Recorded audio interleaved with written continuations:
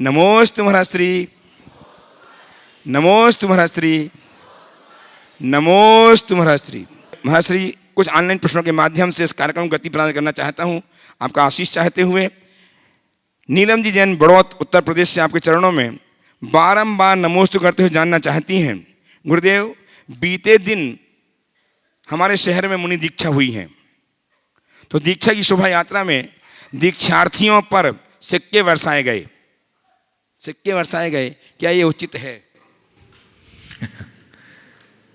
अब बरसाने वाले लोग भावनाओं में बह के बरसा देते हैं।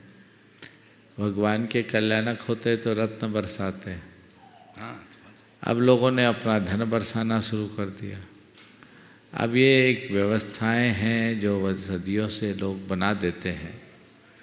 मेरे विचार से इनमें अतिरेक की जगह विवेक का प्रयोग होना चाहिए। श्री नितिन जी जैन बिनौली बागपत, आपके चरणों में कोटि कोटि नमन करते हुए जानना चाहते हैं कि गुरुदेव तकदीर को कहाँ तक आजमाएं और तकदीर को तरकीब को कहाँ तक लगाएं, क्योंकि सुना गया है कि जो तकदीर में ना हो वो तरकीब से भी नहीं मिलता।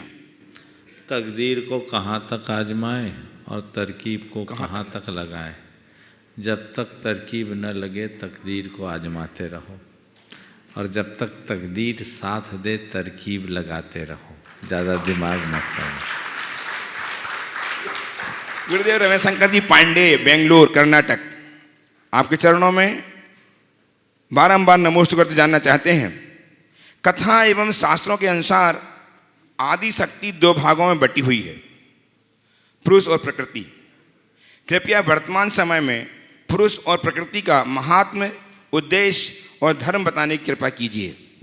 देखिए, प्रकृति और पुरुष जड़ और चेतन के रूप में दो भागों में विभाजित है। जड़ चेतन का ये गठबंधन ही संसार को बढ़ाता है। यदि हम प्रकृति और पुरुष का भेद विज्ञान करते हैं और अपने भीतर के आत्म तत्व को पहचानते हैं, तभी अपना कल्याण कर सकते हैं। जैन दर्शन में प्रकृति को जड़ रूप और पुरुष को चैतन्य स्वरूप माना है। प्रकृति से संबद्ध होते ही पुरुष विकृत हो जाता है, और जब उसका प्रकृति से संबंध टूटता है और पुरुष अपने स्वभाव को प्रकट करता है, तब मोक्ष को प्राप्त करता है। तो पुरुष का संपूर्ण संपर्कों से मुक्त होकर स्वभाव में लीन होना ही मोक्ष है। गुरुदेव दर्शिका जैन तेंदुखेड़ा नमोस्तु करते हुए जानना चाहती हैं कि गुरुदेव उपहार में प्राप्त मूल्यवान वस्तुओं का यदि दान करें तो क्या वह दान की श्रेणी में आएगा? उपहार में प्राप्त मूल्यवान वस्तु आपकी हुई कि नहीं हुई? और आपने जो दान दिया वो आपने अपनी दी, उसकी थोड़ी दी। सामने वाले ने ये तो नहीं कहा कि तुम्हें दान देना है। कोई दान देने के लिए उपहार दे तो उसमें तुम्हारा पुण्य कम होगा, लेकिन किसी ने तुम्हें बिना शर्त उपहार दिया और तुमने उसे दान में लगा दिया, तो ये तुम्हारा दान ही कहलाएगा, क्योंकि वो द्रव्य तुम्हारा हो गया है ना। चलिए। गुरुदेव ललिता जी ठोलिया जयपुर नमोस्तु अर्पित कर जानना चाहते हैं, ये कह रहे हैं कि गुरुदेव आजकल शरीर में टैटू बनवाने का फैशन चल गया है। यदि हाथ में टैटू बना हो तो क्या वह अभिषेक कर सकता है एवं आहार दे सकता है? मुझे बहुत संशय है, कृपया समाधान दीजिए। देखिए, अभिषेक और आहार का निषेध करना तो उचित नहीं है, लेकिन ये परंपरा अच्छी बात नहीं है। जिस तरह के से शरीर में टैटू बनाकर पूरे शरीर को विकृत करने की परिपाटी चल पड़ी। पूरा शरीर काला करना है, यानी अपने जीवन में कालिक पूतना, और क्या है। और कई लोग हैं तो पूरे शरीर में टैटू बना देते हैं।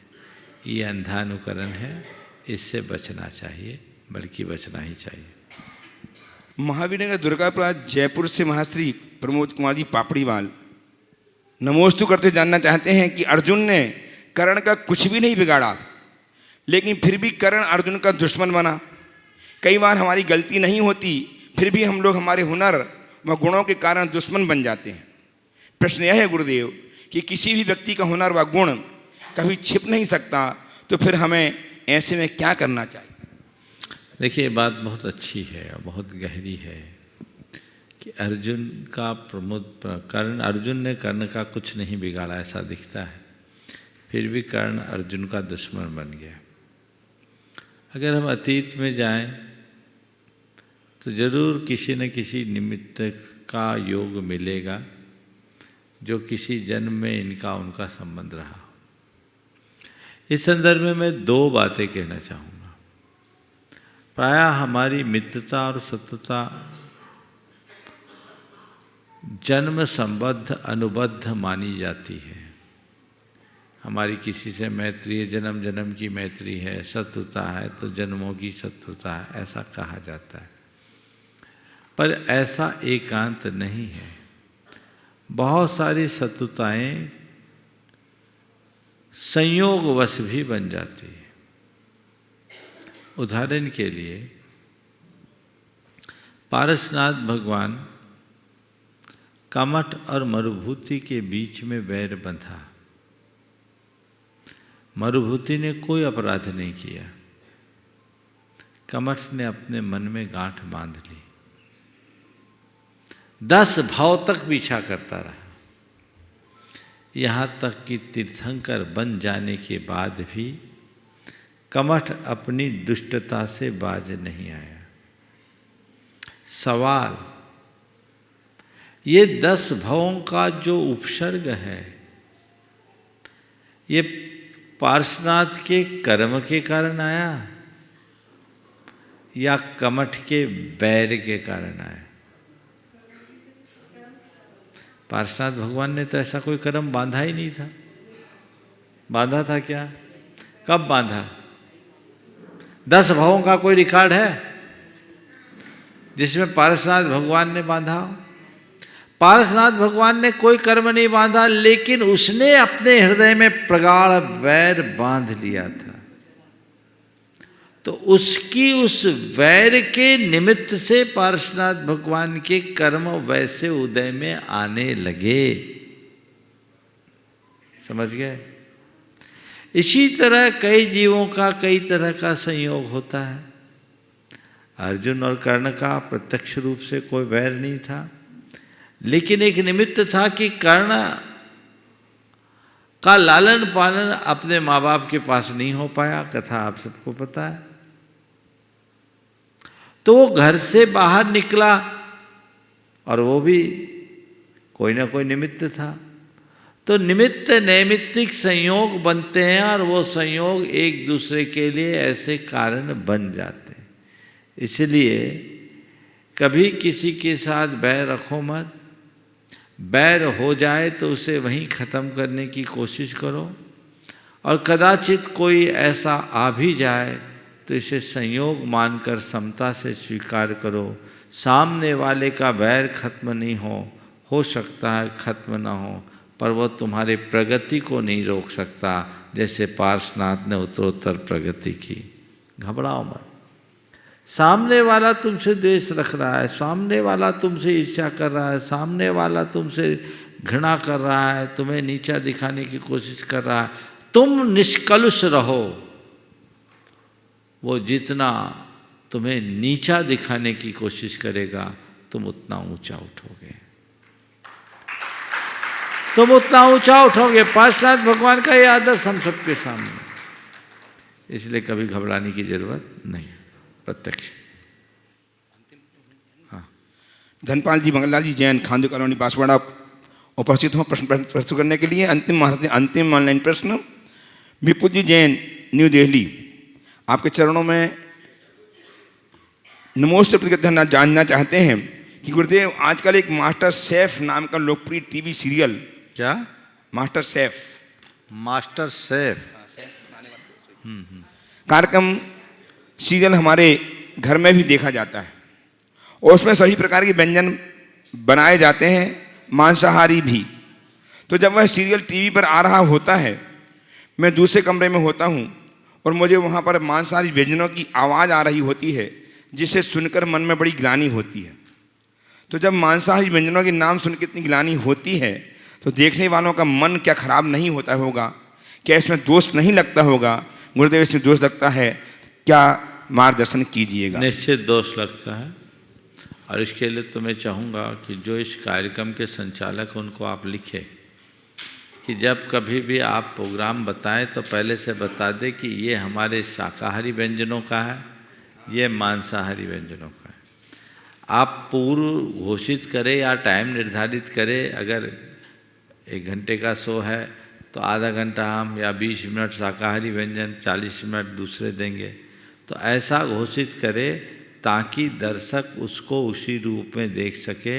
और यदि ऐसा नहीं है तो या तो बीच में टीवी बंद कर दो अथवा ऐसा प्रोग्राम देखना बंद कर दो। बहुत सारे शेफ हैं शाकाहारी व्यंजनों को बताने वाले, उनका भी लाभ ले सकते हैं। आइए श्रीमान धनपाल जी मगलनाथ जैन खांदू कनौड़ी बांसवाड़ा तैयार है। कमलेश जैन जावर मध्य प्रदेश। नमोस्तु गुरुदेव। मेरा परिवार की ओर से और पूरे समस्त खांदू कॉलोनी की ओर से बार बार नमोस्तु गुरुदेव। गुरुदेव, कई बार मन में ऐसा मन में भावना आती है, जिस पथ पर आप चल रहे हैं उस पथ पर हम भी चलें, लेकिन संसार की विषम परिस्थितियाँ और परिवार की ऐसी विषम परिस्थितियों से हम उलझ चुके हैं। उन दोनों का कैसे समन्वय बिठा जाए गुरुदेव, और आपके पथ पर हम चलें? एक ही रास्ता है, या तो पीछे लो या पीछे वालों के पीछे चलो। पीछे ले सकते हो, बहुत अच्छी बात है। भावना पूरी महाराज जी, पूरी भावना। और जब तक नहीं ले पा रहे हो तो पीछे वालों के पीछे लग जाओ। लगे हुए लगे रहो भाड़े भाई। अच्छा, नमस्ते नमस्ते। कमलेश जी सावर उपस्थित हों और तैयार हैं श्रीमान प्रेमचंद जी पुष्पा जी जैन मिसरोली वाले खारघर मुंबई। महाराज जी, कहा जाता है कि पहला सुख निरोगी काया, दूसरा सुख घर में माया। पर आजकल देखा जाता है कि घर में माया अर्थात धन संपत्ति सबके पास है, पर निरोगी काया नहीं है। तो इसका क्या कारण प्रभु जी? काल का प्रभाव है, कर्मों का प्रभाव है? कृपया समाधान करें। बिल्कुल, माया है पर काया नहीं है। ये आज का नहीं, हर युग में रहा है। जितने सेठ साहूकार रहे बीमार ज़्यादा रहे। जब माया के पीछे ज़्यादा भागने लगते हैं तो काया की उपेक्षा होती है, फिर काया रूठ जाती है। इसलिए मैं सभी से कहता हूँ, माया के पीछे लगना पर काया को साध के चलना। काया रूठ जाएगी तो माया काम नहीं आएगी। नमस्ते महाराज जी। इसलिए माया के पीछे लगो पर काया को साध के चलो। ऐसे भी 2 स्त्री को साधना बहुत कठिन होता है। एक तरफ काया है, एक तरफ माया। इनको साधना बहुत मुश्किल होता है, लेकिन वे ही कुशल होते हैं जो दोनों को साथ लेकर चलते हैं। समझ गए? नमस्ते महाराज। प्रेमचंद जी पुष्पा जी जैन मिसरोली वाले खारघर मुंबई। नमोस्तु महाराज जी। मेरा प्रश्न ये है कि देवशास्त्र गुरु में शास्त्र गुरु से पहले आता है, तब फिर पंच परमेष्टि में शास्त्र का वर्णन क्यों नहीं है? देखो, देव शास्त्र गुरु में हम पूजा देव शास्त्र गुरु की करते हैं और क्रम में गुरु से पहले शास्त्र का उल्लेख करते हैं। पर पंच परमेष्टि को हम मंत्र के रूप में जपते हैं और जिनवानी जो है अरहंत परमेष्टि के मुख से निर्गत है। इसलिए पंच परमेष्टि जो साधक हैं, जो साधना में लगे हैं या जिनने साधना का फल प्राप्त कर लिया है, उनके लिए हम नमस्कार करते हैं। जिनवानी जड़ है और पंच परमेष्टि चेतन है। इसलिए देव शास्त्र गुरु की तुलना में हम पंच परमेष्टि को विशेष महत्व देते हैं और पंच परमेष्टि में शास्त्र को स्थान नहीं दिया। समझ गए? चलिए। हाँ, श्रीमान पवन जी राष्ट्री जी कासलीवाल। मेरा प्रश्न ये है कि आजकल के जनरेशन की सोच है कि जैन धर्म भाव प्रधान है और भावों से ही अपन सत्य, मतलब भाव प्रधान है, इसलिए सत्य तो यही है। तो द्रव्य आदि चढ़ा के आप लोग पूजा कैसे कर? क्या जरूरी है? बिल्कुल सही है। उनसे बोलो, बिना भाव के कोई द्रव्य चढ़ाता है क्या? मेरे द्रव्य चढ़ाने के भाव हुए तब तो मैं द्रव्य चढ़ा रहा। हाँ। माना कि बिना भाव की क्रिया का कोई अर्थ नहीं, पर बिना क्रिया के भावों में ठहराव कहाँ? अपने भावों में ठहराव लाने के लिए क्रिया करना जरूरी है। समझ गए? समझ गए? हम लोग रोज, आप लोग पूजा में बोलते हो, द्रव्यस्य शुद्धिमधिगम्य यथानुरूपम भावस्य शुद्धिमधिकाम अधिगन्तु काम आलम्बनानि विविधान्यवलम्ब्य वल्गन् भूतार्थ यज्ञ पुरुषस्य करोमि यज्ञ। बोलते हैं आप।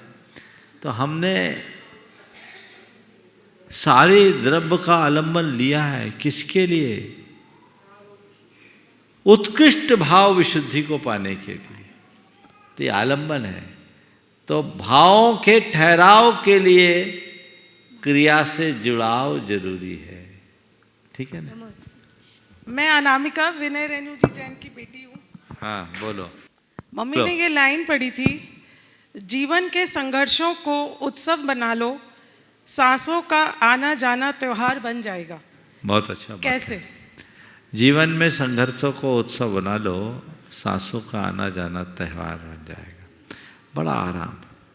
संघर्ष को सहर्ष स्वीकार कर लो, उत्सव बन जाएगा। जब हमारे सामने कठिनाइयाँ, परेशानियाँ, चुनौतियाँ आती हैं, हम घबरा जाते हैं, उदासी छा जाती। यदि हम उसे एक चुनौती के रूप में स्वीकार लेते हैं, सहर्ष स्वीकारते हैं, तो हमारे लिए आनंद देता है। और त्यौहार तो आनंद का ही नाम है। इसलिए जब भी जीवन में कुछ अगर घटे, उसे सहज स्वीकार करने का अभ्यास बने।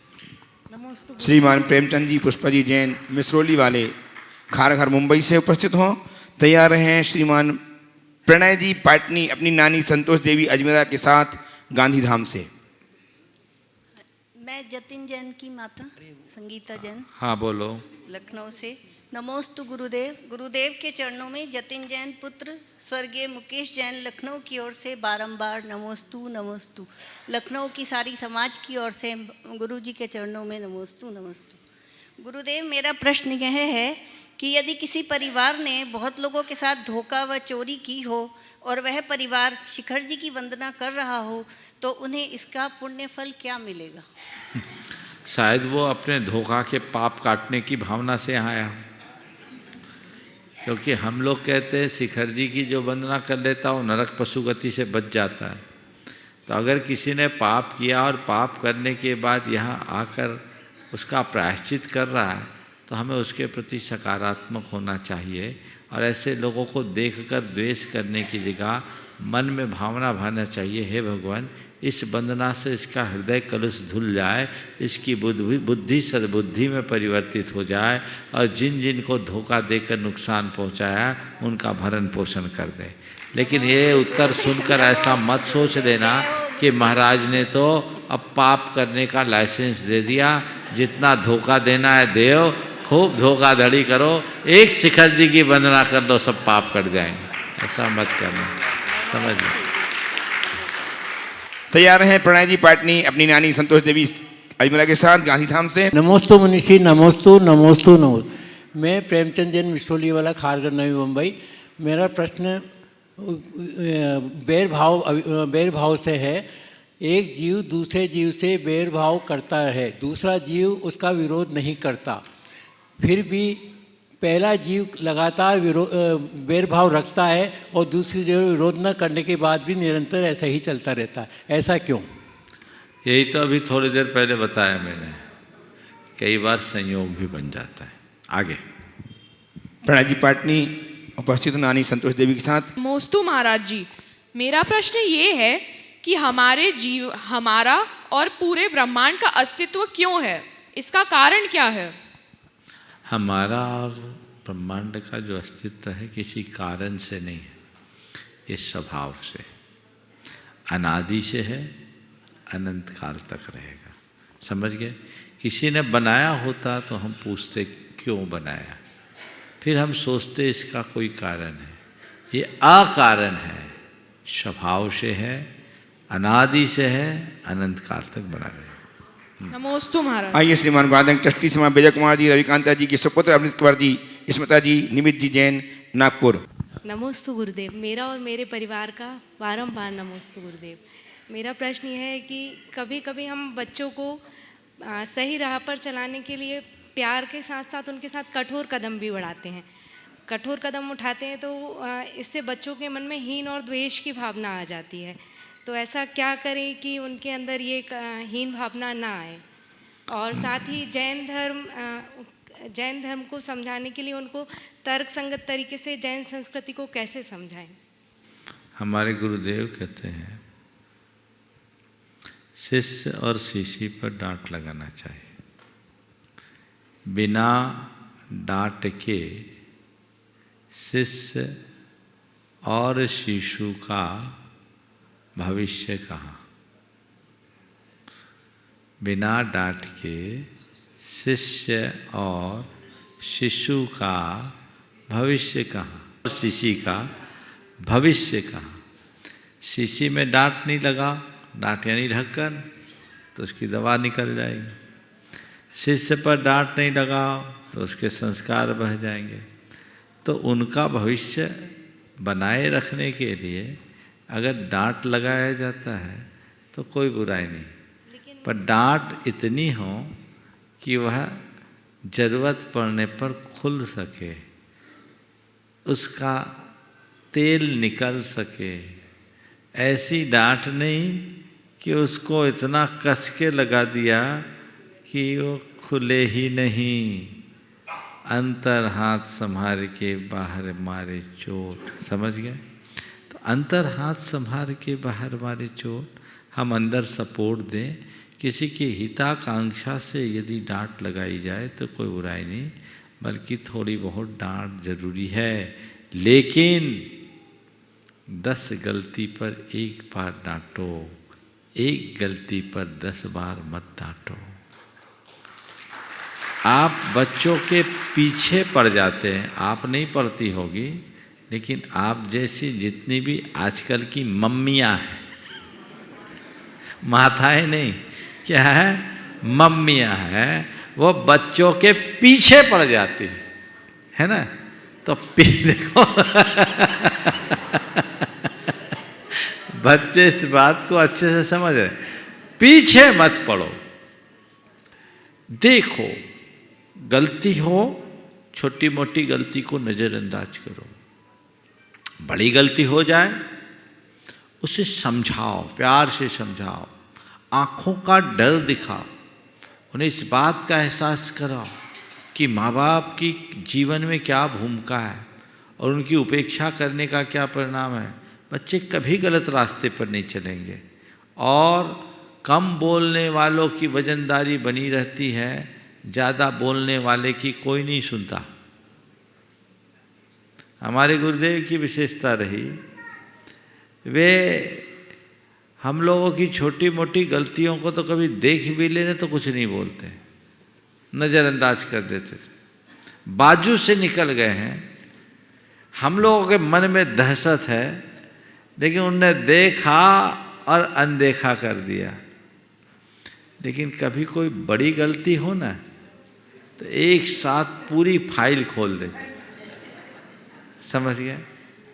तो मैं अक्सर उदाहरण देता हूँ, आप लोगों की हाथ में घड़ी है ना, हर सेकेंड में टिक टिक टिक टिक की आवाज़ आ रही है। कभी उधर ध्यान जाता है, टिक टिक टिक टिक चल रहा है। पर कोई अलार्म वाली घड़ी हो, 1 घंटे में टन करती है, तो क्या होता है? आप लोग भी सन्न हो गए ना? हाँ, कभी कभार हो तो आपको होता, रोज करता रहूं तो होगा क्या? 1 घंटे में 1 बार आवाज होने से सबका ध्यान आकृष्ट कर ली। इसलिए सलाह देता हूं, टिक टिकाने की आदत छोड़िए, मौका पड़ने पर धीरे से टंग कर दीजिए, समझिए? वो आपकी बात होगी। ये छोटे बच्चों के लिए नहीं, बड़ों बेटों और बहुओं के लिए भी, ये घर के दादा लोग और सासुओं से भी मैं कहना चाहूँगा, अपने बहू बेटों के प्रति भी पीछे मत पड़िए। कम बोलने वाले सदैव प्रासंगिक बने रहते हैं और बार बार टोका टाकी करने वाले अपनी प्रासंगिकता खो बैठते हैं, समझ गए? चलिए, आइए अंकुश द्वाकी जी जैन जबलपुर से। मेरे परिवार की ओर से गुरुदेव के चरणों में त्रिवार नमोस्तु नमोस्तु नमोस्तु। गुरुजी, मेरा प्रश्न है, पुण्य कर्मों के योग से जैन कुल व जैन धर्म में जन्म हुआ, लेकिन कर्मों की गति के कारण कुछ ऐसी असाध्य और जन्मजात परेशानियां आ जाती हैं जिसके कारण सभी का जीवन संघर्षमय एवं कष्टमय हो जाता है। तो गुरुजी, उन परिस्थितियों में ऐसा क्या करें कि पाप कर्मों का बंध भी ना बंधे, सेवा भाव का पालन भी हो सके, और जो पिछले पाप किए हैं उनका क्षय भी हो सके। उन बीमारियों को और या उन परिस्थितियों को अपने जीवन की विसंगति और बीमारी मानने की जगह कर्म काटने का निमित्त मान लो, और ये सोचो कि मेरी नियति या मेरी परिणति मुझे इसी रूप में तपस्या कराना चाहती है। ये मेरी समस्या नहीं, ये मेरी तपस्या है। क्या बोल रहा हूँ? ये मेरी समस्या नहीं, ये मेरी तपस्या है। मुझे इसे सहज स्वीकार करना है, इसकी सेवा करनी है। जितनी मैं लिखा कर आया हूँ मुझे करना है, उत्साह के साथ करना है। और सकारात्मक सोचो, बीमारी आई है कोई बात नहीं, पर इतना समर्थ हूँ कि चिकित्सा करा सकूँ। ये सोचो। बहुत सारे लोग तो ऐसे भी मिलते हैं जिनकी बीमारी आती है, वो बीमार ही नहीं होते, लाचार भी हो जाते हैं, दूसरों के ऊपर मोहताज होना पड़ता है। तुम्हारे साथ तो ऐसा नहीं है। तो सकारात्मक सोचो। जो बीमार है वो भी कम से कम तन से लाचार है, मन तो स्वस्थ है, उसको प्रमोट करो। इसलिए हर समस्या को आप तपस्या में परिवर्तित कर सकते हैं यदि उसके प्रति सकारात्मकता और स्वीकार भाव। आइए श्रीमान सोनील जी, रेखा जी जैन, ट्रस्टी गुणायतन, बेटी सुकृति एवं सुहानी के साथ जो कोऑर्डिनेटर हैं प्रमाणिक समूह की गुणगान। नमोस्तु महाराज श्री। महाराज श्री, जीवन के जब शुरुआत में जो है ऐसा लगता है कि देव गति जो है वो मनुष्य गति से बहुत अच्छी है, लेकिन जब जीवन जब आधे से ज़्यादा निकल जाता है तब पता पड़ता है कि मनुष्य जीवन जो है देव गति से बहुत अच्छा है। अब जो है कह दिए कि इस स्थिति में जो है अब बाकी बचे हुए जीवन से अपना कल्याण कैसे करें। बहुत अच्छा भाव प्रकट किया है। पहले तो सोचते देवगति अच्छी है, पर जीवन का बहुभाग बीत जाने के बाद लगता है कि अरे मनुष्य गति से अच्छा और कुछ नहीं। मतलब जो बीत गया है वो हमें दिव्य दिखता है। आपने पूछा भावी जीवन को संभालने के लिए क्या करें। गई सो गई, बची को सो बचा ले। हम अगर एक पल भी अपने जीवन को दिव्यता के साथ जी ले तो देवत्व से भी उच्च स्थान प्राप्त कर सकते हैं। ऐसा न सोचें कि मेरी आधी जिंदगी बीत गई तो अब मेरे पास कुछ नहीं बचा। अभी आधी जिंदगी बाकी है, मेरे पास बहुत कुछ बचा है। जो खोया है उसकी तरफ देखने की जगह जो बचा है उसे संभालने की चेष्टा कीजिए। हम लोगों की एक बड़ी प्रवृत्ति है कि हम लोग अपनी पूरी शक्ति उसके पीछे खपा देते जो खो गया। काश बचे को संभालने में चेष्टारत होते तो हम कहीं और होते। इसलिए आपको आधार बनाकर आप जैसे सेवानिवृत्तों से मैं कहता हूँ, अब मेरा तो जीवन बीत गया, मेरे पास दिन कहाँ बचे, ये सवाल बंद करो, ये सोचना भी बंद करो। अभी मेरे पास जो बचा है वह सब सेवा के लिए बचा है। मैं सेवा निवृत्त हुआ हूँ, इसका मतलब सेवा से निवृत्त नहीं, सेवा के लिए निवृत्त हुआ हूँ।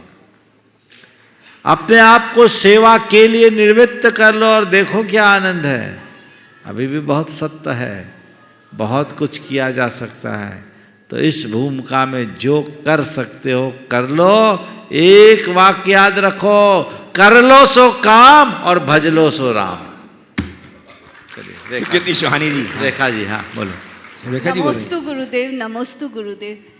महाराज श्री, आत्मशक्ति और आत्मगुण में क्या अंतर है? आत्मशक्ति और आत्मगुण। आत्मगुण, आत्मबल। आत्मबल और आत्मशक्ति तो पर्यायवाची शब्द है। आत्मगुण चूंकि आत्मा में बल एक शक्ति है, वो एक गुण है, लेकिन आत्मा में केवल बल ही गुण नहीं है, ज्ञान भी है, दर्शन भी है, चेतना भी है, सुख है, दुख है, वो सब आत्मगुणों में आता है। शक्ति में भी 47 शक्तियों में भी आते हैं ना, वो उसी की भेद में हम विवक्षा बना दे तो शक्ति आ जाए। 47 शक्तियाँ हैं, पर आत्मशक्ति को मैंने आत्मबल के संदर्भ में लिया था। तो वो उस रूप में कह सकते हैं। शक्ति को गुण के रूप में भी हम एक दूसरे की पर्यायवाची में भी कह सकते हैं। सुकृति सुहानी। जानकारी दो। प्रामाणिक समूह की तरफ से बस यही है महाराज जी, कल के शंका समाधान के बाद भी काफ़ी लोगों ने बोला कि वो लोग जैसे अलग अलग शहरों में हैं तो क्या उनके लिए हम ऑनलाइन कुछ कर सकते हैं, या मतलब पाठशाला 2, 3 या 5, 6 जनों के लिए आपका क्या मार्गदर्शन है महाराज जी? देखिए, बहुत अच्छी बात है, कल मैंने बात की थी, आज पुनः कहता हूँ, आप अगर अपनी पाठशाला को जीवंत पाठशाला बनाए रखना चाहते हैं और आप चाहते हैं कि आपके बच्चे रुचिपूर्वक जिद करके पाठशाला आए, आपको ज़्यादा कुछ कहना ना पड़े, तो आप अपनी पाठशाला को प्रामाणिक पाठशाला से संबद्ध कीजिए।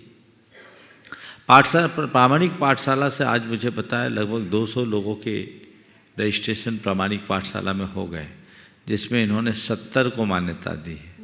ये अपने प्रावधानों के अनुसार देंगे, लेकिन मैंने आज इन लोगों से यही कहा, सारे देश की पाठशालाएं अगर इस तरह से टेक्नोलॉजी के साथ खेल खेल में ज्ञान देने लगे तो बच्चों का न केवल भविष्य सुधरेगा, हमारी पीढ़ियां सुधर जाएगी। तो जितने भी देश में पाठशालाएं संचालित हो रही है वो जुड़े, प्रामाणिक समूह के अन्य क्रियाकलापों से भी जुड़े, ताकि बच्चों का भविष्य अच्छा हो सके। आइए श्रीमान अरुण जी, आरती जी बाकलीवाल नसरियाबाद से। नमोस्तु गुरुवार मेरा प्रश्न ये है कि हम जैन हैं और जैन धर्म के सिद्धांतों को हमेशा मानते हैं, लेकिन हम जैसे कहीं जा रहे हैं और जैसे कोई दूसरे धर्म का कोई मंदिर आ जाता है, मतलब ऐसे लगता है कि मतलब हम जैसे उस धर्म के प्रति हमारा मन हो जाए कि हम उस भगवान के दर्शन कर लें, और हम सिर्फ बाहर से हाथ जोड़ लेते हैं और अंदर जाकर के जैसे ओम देखो, मैं बता रहा हूँ, हमारा मंदिर होता है, धर्म नहीं होता। हम धर्म के पालक हैं, हमारा धर्म वीतराग है और वीतराग आदर्श की हम वंदना करते हैं, तो हमें वीतरागता की पूजा करनी चाहिए, वीतराग आदर्श को अपना करके चलना चाहिए, बाकी हमें और विकल्प नहीं करना चाहिए। आगे केशव जी, नीतू जी जैन नहीं, मालवीय नगर दिल्ली से अंश पूजा के साथ। बोलिए, जल्दी बोलिए। नमोस्तु महाराज जी, मेरा प्रश्न है कि हम भगवान को चावल ही क्यों चढ़ाते हैं? चावल इसलिए चढ़ाते हैं कि अन्न अनाजों को बोएंगे तो उग जाता, चावल उगता नहीं, और चावल के ऊपर कोई आवरण नहीं होता, कोई कवर नहीं होता, समझ गए? चावल एकदम स्वच्छ होता है। ऐसे ही हम अपने मन को स्वच्छ करने के लिए भगवान के चरणों में चावल चढ़ाते हैं। उपस्थित हों गुणांतन के CFO श्रीमान सुनील जी रेखा जी जैन देहरादून से। श्री के श्री चरणों में मेरा बारंबार नमोस्तु। महाराज श्री कहते हैं कि मन की बात किसी को बता देने पर मन हल्का हो जाता है, लेकिन यह देखा जाता है किसी से अपनी मन की बात कह दी तो जीवन भर पछताना ही पड़ता है। तो मन की बात करनी चाहिए या नहीं? करनी भी चाहिए और नहीं भी करनी चाहिए। मन की बात अगर बतानी तो इसको बताओ जो समुद्र की तरह सबको पचाने में समर्थ। मन की बात बताने के लिए भारी व्यक्ति के लिए मन की बात बताओ, हल्के व्यक्ति के लिए मन की बात मत बताओ। ऐसों को मन की बात बता दो कि वो ढिंडोरा पीट दे तो और लेने का देना हो जाए। हर किसी को अपने मन की बात नहीं कहना चाहिए। जो बहुत साफ स्वच्छ मनोवृत्ति वाले हैं उनसे ही अपने मन की बात कहनी चाहिए। आइए श्रीमान रविंद्र जी जैन मंडावली दिल्ली से तैयार हैं। श्रीमती नीति जी कलरैया ट्रस्टी गुणायतन खारघर मुंबई। महाराज जी के चरणों में बारंबार परिवार की सब तरफ से नमोस्तु। महाराज जी, हमें मनुष्य प्रजा में ऐसा क्या कार्य करना चाहिए जिससे हमारी मनुष्य प्रजा 7 से पुण्यवर्धक हो और हमें उत्तम गति की प्राप्ति हो? मनुष्य पर्याय को सार्थक बनाए रखने के लिए मानवोचित आदर्शों का पालन करना चाहिए और सावक धर्म का पालन करो, व्रतों का आचरण करो, यही भाव का सार। श्रीमती नीति जी कलरैया ट्रस्टी गुणायतन खारघर मुंबई। मेरे अनंत उपकारी गुरुवर के चरणों में कोटिशः नमन, परिवार का, खारघर दिगंबर जैन समाज का। महाराज जी, वो लोग बड़े भाग्यवान होते हैं जो पैदल पर्वतराज की वंदना करते हैं, पर जिन्हें डोली की आवश्यकता रहती है तो डोली वाले का भी जो नियमावली मंदिरों में बना के रखी है कि इतने वजन का इतना रेट है, लेकिन उनका भी चार्ज डबल तिगना वगैरह रहता है। और जब कोई ख़ास फंक्शन होता है, कल्याण का त्यौहार, तब तो और ज़्यादा रेट रहता है।